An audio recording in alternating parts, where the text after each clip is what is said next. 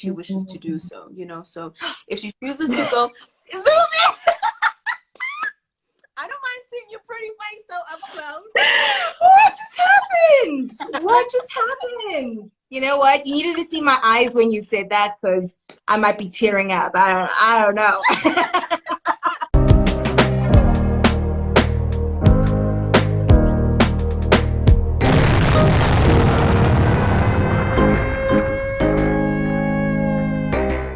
Welcome to another 4-part series. I want to give all of you a huge shout out for sticking with me, for trusting me, for of course getting excited with me from a week-to-week basis as we feature incredible women in the entertainment industry who really have been making waves in the field that they're in, and it just is such an honor for me to be able to host them on my platform and talk about their journeys and their stories. We had We Were Seeds, where we opened up about vulnerability and connecting through authenticity, and of course through music. And this 4-part series is going to be all about hair. You know that I love hair. I know that you are into hair as well, because you wouldn't be here without that interest. So I'm really excited to delve into that, to find out a little bit more about the hair journeys and hair relationship with women that I absolutely admire for their individuality in this space as well. Let's get chatting about your journey a little bit, because I know that for me it's been 6 years on this natural hair journey, and for you it's been so much more, like 15 years. You said that in grade 9 in 2005. That's when your sort of awakening happened, I guess. You know, when the school policy was going against what you perhaps wanted to do with your own body. So maybe tell us a little bit more about that. Yeah, so 2015 is when I started my hair journey, went into dreadlocks. And for me, it was just a solution to, because I had such coarse hair that I didn't feel was manageable. I had no idea what to do with it. And to me, my answer was dreadlocks. Also because there were certain women that I admired. Jerry Ransedi, Alston, Lauryn Hill. I had so many different inspirations, Claire Mawisa. So anyway, so now I'm just going in grade 9 and I want to get these locks, right? So I get them, and I had another friend of mine, her name was Lebo, and we had gotten them literally at the same time. And the schooling system was not fond of dreadlocks, but we were not bothered. So I guess that was my first rebellious moment, if we're going to call it that. And I really opted to go against the system, you know. And there were moments where I did kind of feel apologetic about it. So my solution then was to braid my hair, or to do something that was a little more acceptable. Acceptable, you know? Yes. Acceptable, you know. Something that was a little more palatable. But, you know, it was something that I always wanted to stay true to, and something I always wanted to be able to do myself, you know. Something that I could wear with pride, you know. So and since then, I mean, it's been 15 years, and since then I am still a big DIY baby. I do my own dreadlocks, I twist my own hair, I maintain my own hair throughout all of these years. Yeah, I guess it's because I feel like hair is it's a spiritual thing.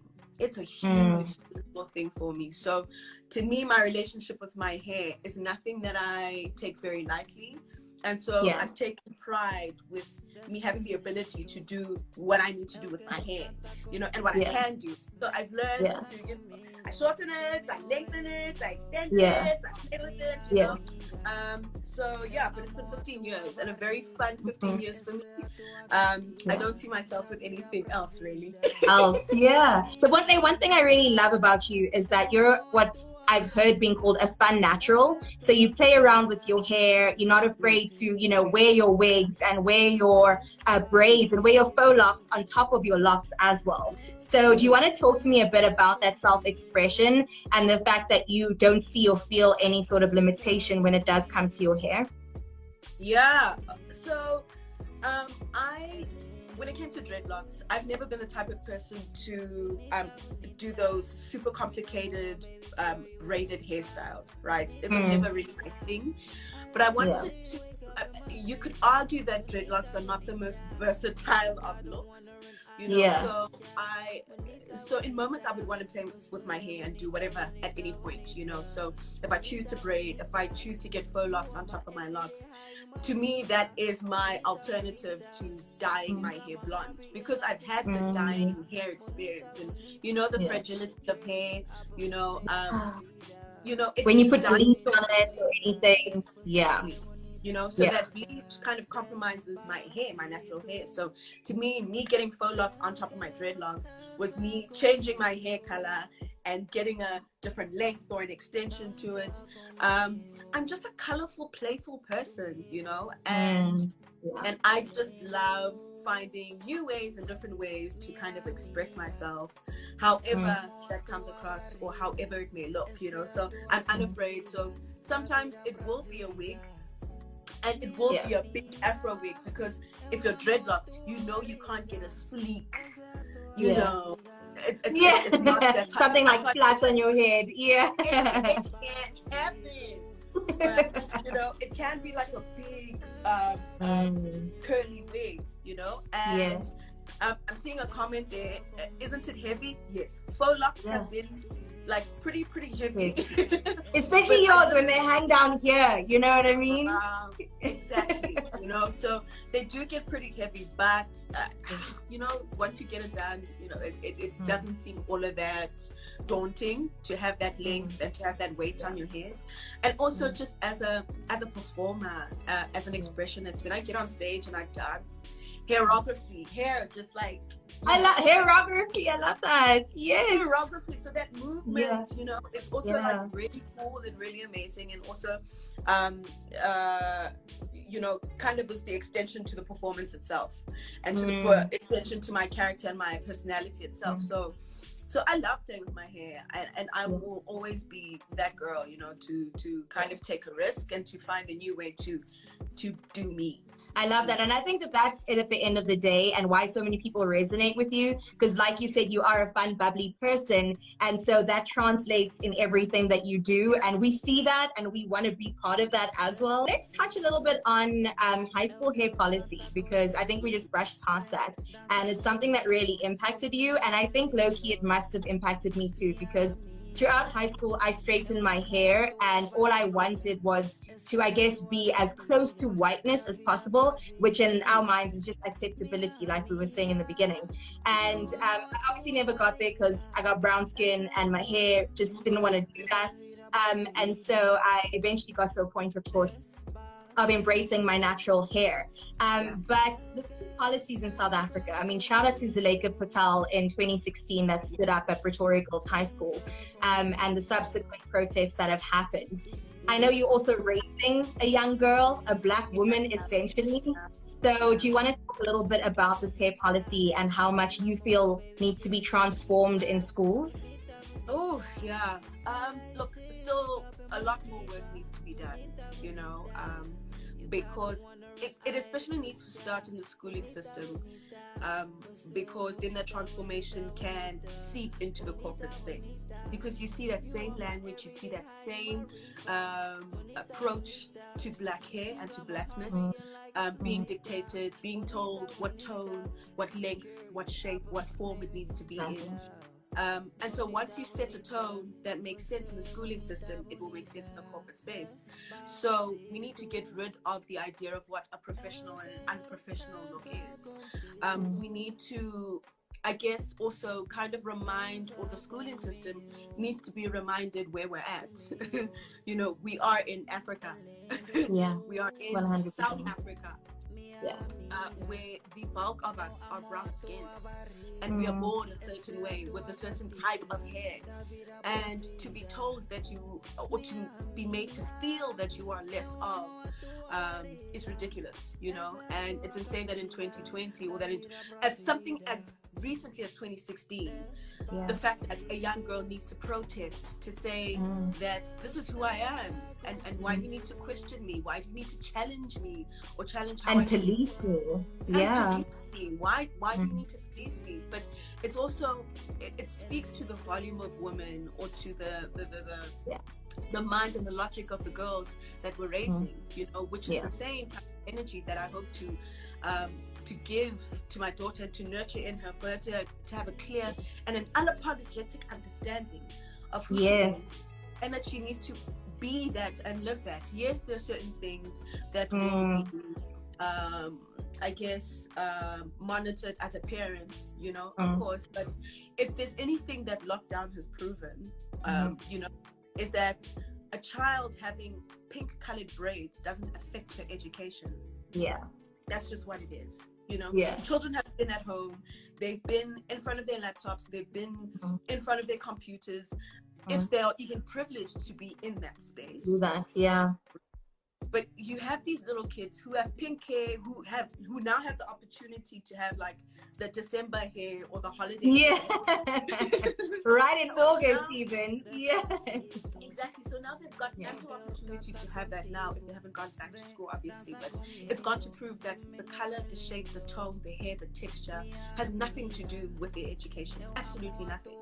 You know, so the schooling system has a lot of work to do for those who still police, and this goes for the same with boys' schools. I've seen all boys' schools being policed as well, where some schools don't allow them to be completely bold. It's problematic for you to be bold. Your hair needs to be of a certain length, and if your hair is too long, then you need to, what they call it, bambata. You know? Compact. Exactly. So it is palatable, but palatable to who? Exactly. To whose satisfaction? You know? So it's been frustrating, I guess, for the longest of time, but these conversations are necessary because we are the ones who are going to be the teachers. We're the ones going to be being the principals. We're the ones who are going to be adjusting the schooling system and the rules and all of that stuff in the corporate spaces. So we're the ones to dictate how things will go. And to me, the direction is liberty and freedom. I love that, and that's a perfect way to conclude that as well. And I love that you touched on the professional versus unprofessional hair, because when you type that into Google, and I don't know if any of you have done that experiment before, but just type unprofessional hair and you'll see what comes up. We come up looking exactly like this. Our self-expression is seen as unprofessional. I mean, I was even told by somebody close to me that afros, because I have a fro, is unprofessional. Like, you should look a particular way and tone yourself down in certain spaces. And that doesn't only get taught in your work life. It gets taught from a young age. And especially for women, especially for Black women, I feel like it feeds into that narrative of playing small, that you need to, you know, be a very particular way to be accepted in different spaces in society, which is such a pity. I want to talk a bit about your kid, your beautiful, beautiful little girl. And thank you for sharing her with us. Oh my gosh. When you revealed her face, I was like, yes. We can see your goodness. What's it like being a new mom? Tell me a bit about that. Being a mom is amazing. This is probably the best version of myself that I've enjoyed my entire life. It's also been the most challenging time of my life. Being introduced to this Bontle, I get introduced to a different me, a different type of me. I love that. You know, so the range, so even learning the range of Bontle, from mommy to wife to just her being a businesswoman, an entertainer, whatever it is. So being that full range of person, I get introduced to myself every single day. So the challenges are different. But the blessing is, one, she is such an amazing little girl. She is so beautiful. Like, she is the cutest thing, undoubtedly, but her spirit and her soul is so profound, and it's the most amazing thing, because I've always been open to, I never run away from being a student, and I learned from her. She is resilient now, so it's her seeing her fall and seeing her get up. It's seeing her you know, adjust to different things and learning different things. It's her blabbering and saying whatever, however she wants to say it, you know. And we had, unfortunately, we had an incident where I had left her with her grandmother for about a week or so, and so she was born with this big afro, and yeah, so she had this afro. So I left her with her grandmother, and then her grandmother cut her hair. Carissa, girl, I cried. I cried. I think I just got emotional there. How? Why? It was. Did she give reason as to why she did it, or was she just like, I can't be dealing with this right now? No, for her, yeah, she just felt like she just needed, because granted, there was a little bit of hair in the back that hadn't grown out. So her solution to it was to kind of even it out. And it was like, oh, okay. I can imagine your heartbreak. Has it grown back since? I don't know how long ago that was. It has. It has grown back, you know. So, like, it wasn't at a time where anyone had seen her, so no one would have known. Yeah. But now, you know, like, her hair's grown out, which is cool. So now it's like, and she's got her own Zozibini. Yeah. Like, I love that. Miss Universe in your house. So she looks super adorable as well, you know. Her dad loves doing her hair as well, you know, because he loves doing his hair too. So we're like, a whole family. A whole family of people who enjoy having good hair. So yeah, I love that. So I actually obviously watch your YouTube channel. I mean, come on, we want to get into the details of your life and Ricardo's life and your baby's life. So you obviously had a vlog quite recently where you were doing your man's hair, your husband's hair, and I thought that was so wholesome and so beautiful. It also, like, I don't know, brought so many emotions up for me, because you don't often see that. You often see like women doing women's hair, especially like in a salon setting where, you know, it's the perfect space of protest where we get to have these conversations and we get to speak up about our lived realities. But there you were with your man in your home on your balcony, and you guys were having these touching conversations. Is that like a common occurrence, or was it just content for YouTube? No, I do his hair. I do.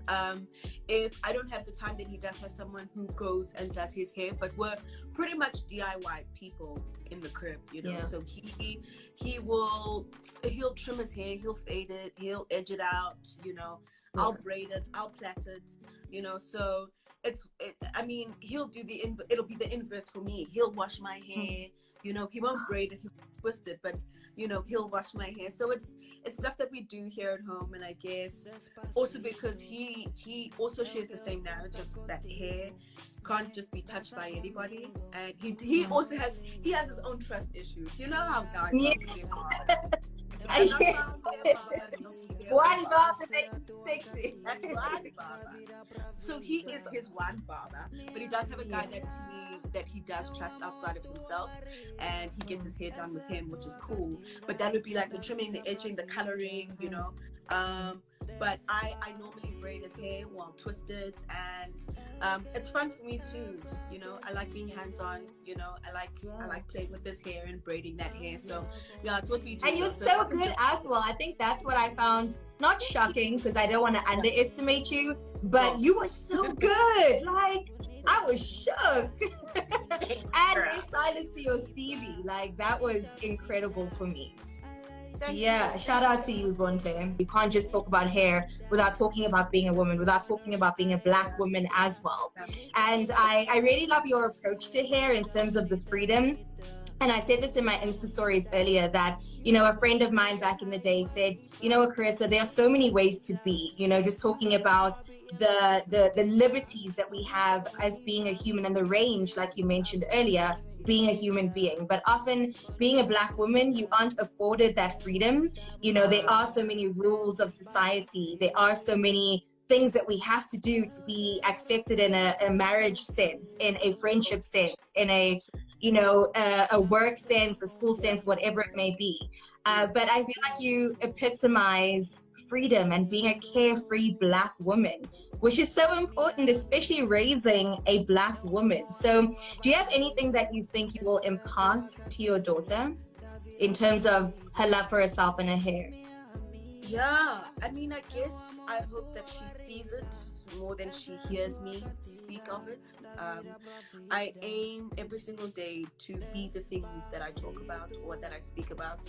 I think it's very easy to say the stuff, but it's a lot tougher to do it. So I want her to see me love my hair, or the absence of it. Should I choose to cut my locks, I need her to know that she is good enough still, or that she's enough no matter how she may seem or look. I mean, I had someone ask me, would I get dreadlocks for her, or like, will I, put dreads on her hair? Lock her hair. No, I won't lock her hair until she chooses to do so. So if she says at 2 or 3 years old that she wants mama's hair, Who wants to be like mama? Yeah. That it's code for I want dreadlocks, get dreadlocks for me, and that's what I'll do for her, but I guess like every other black girl, should know that they're enough, no matter how she may look, no matter what the weight looks like, no matter where she's at in her life, no matter what her financial or her social status may be, wherever she may fall in the system, that all she really needs is herself. I'm a dancer, I'm a choreographer, so my entire life and my entire narrative comes from doing your best from what you are innately born with. And so I need her to understand that her innate ability, so anything that is natural to her, including her hair, is important and is valid, and that she can celebrate it however she wishes to do so, so if she chooses to go zoom in, I don't mind seeing your pretty face so up close. What just happened? You know what? You needed to see my eyes when you said that, because I might be tearing up. I don't know. but that's what I need. That's what I need, though. That's what I need for her to know. That's what I need for her to feel. And again, it's something that I need her to see from me rather than to hear from me. I will speak it, but I will speak it to her. But I need her to know it through my actions. So leading by example. I have a question coming from Tobeka, and I love this one because I think that many people can probably draw something from this. Tobeka.xx is asking, what advice would you give an upcoming dancer from a small town? Oh wow. Okay. The great thing about 2020 and the time that we're in is that the digital space is your friend. So the internet is your friend. Make sure you make use of it. Okay. Of course, every single day, work on your craft. You can never be too great or too good to chisel and to sharpen yourself, right? But you must know that your passion must surpass anything else that you may hope to come from this thing, whether it is fame. And don't go searching for it. You will be greatly disappointed. Greatly disappointed. So don't chase fame, because that will hurt you. Try not to chase money. It will come to you. But in your quest for it, because I would be selfish to assume that people are not trying to gun for it too. But in your quest, know that there will be times where your passion will be the only thing that will sustain you. So it will be hurtful at times. The dance industry is very, very difficult. So learn the ropes. I am putting myself under the pressure to create a community where dancers are able to speak and people are able to speak to each other, because I grew up in a community of dance where it wasn't as transparent or as open, right? So you couldn't really discuss what rates were. You weren't really comfortable to talk, to have money conversations, business conversations, because there's also a business to dance. And I think people neglect that. People forget that there is business in dance, and there is a way for you to create sustainability in an unsustainable industry, because the consistency in dance, like, it's an industry where you must create your consistency or your sustainability for yourself. It's really tough. But always work on your craft, but know that your passion and your drive sometimes will sustain you, or will sustain you further than your quest for money. So don't do it for money or for fame, but do it for the love of dance. Do it for the love of expression. Dancers are the athletes of God, and if you never ever forget that, you will forever function from that place, that you are an athlete of God, that you are the visual representation of music, and you will dance through every moment, including pregnancy. A question from Luleka is asking, how do you handle leading by example for young girls? I guess they're referring to maybe the pressure that you might feel. I feel like in South Africa, you know, especially on Twitter, a lot of people are often very scrutinized. I mean, just recently we saw Mashali and Boiti as well coming under fire for what they've said on their own platforms, and rightfully so, you know, and they were expressing themselves being free women. And they trended because people were not happy. So, do you ever feel that sort of pressure leading by example? I don't think I've never actively gone out in the world to say I'm going to lead by example, right? I guess it's the feedback that I've gotten from people to say we look to you to lead in a certain way. So it's something that I've taken on, but not something that I actively pursued. But in my pursuit to maybe sustain that or to be the best kind of person possible, it has been difficult. I do get challenged a number of times. You know, I get scrutinized. I myself on Twitter, it's hectic out there for me. You know, people do come for me sometimes, and that's okay. I've come to understand that it's important for you to know what the noise is, and what to do with it. And my response is to block it and not to respond to it in a way where I allow it to manifest. Or I don't give myself the room to believe any of the noise. I don't entertain it. I don't want it to make it any part of my life. But I choose. It's an active choice every single time to do better, or to think better, or to act like I know better. So I won't impose how I don't want to be treated. Is in no way how I will approach or engage with anybody, you know. So I don't seek to hurt anybody. I don't seek to insult anybody. I seek to understand. I will engage to further understand, you know, but I'm not in the business of vilifying anybody, but I am in the business of being truthful and honest to myself. And I guess when you're truthful and honest, it's not hard to keep up with, because you're simply being yourself. It's not a facade, it's not a farce. I'm not selling anything to you. I'm not trying to make you believe I'm a certain type of person. I am authentically, and maybe to some dangerously, quite open and quite transparent. I'm very selective about what I share and what I give.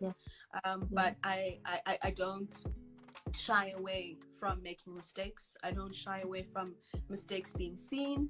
I don't shy away from being an example, however that may be, because I am in full I'm in full control of my response to every situation, you know. So some people will learn to do better than me, which is what I hope for, because if you're going to look to me for anything, you must make sure you do better than Bontle, period.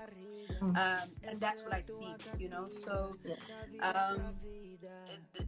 is it pressure? Maybe, you know, but I don't want to see it that way, because then I feel like I want to entertain the pressure and not the purpose. I'm not here to entertain pressure. I'm here to further purpose. Wait a minute.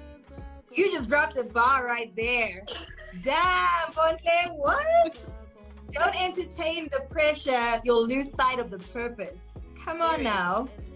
Yeah. That's it. That's my closed doors, and my kids must learn from that.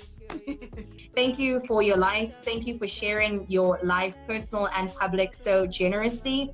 It means the world, because like you said, we learn from you, and we learn by your example as well. So if there are two things I'm taking away, it's definitely living with intention and living with freedom. Because I think in and of itself, that is protest as a Black woman in South Africa. So thank you for your time. Shout out to everyone that tuned in. It's been beautiful. Bontle, please enjoy the rest of your evening. We appreciate you. Thank you so much. Thank you to Styling Threads as well. This is amazing. This is the content that we want to see. These are the conversations that need to be had, and you are the person to have them. So congratulations to you, and I wish you nothing but the best in this life. God bless you, boo.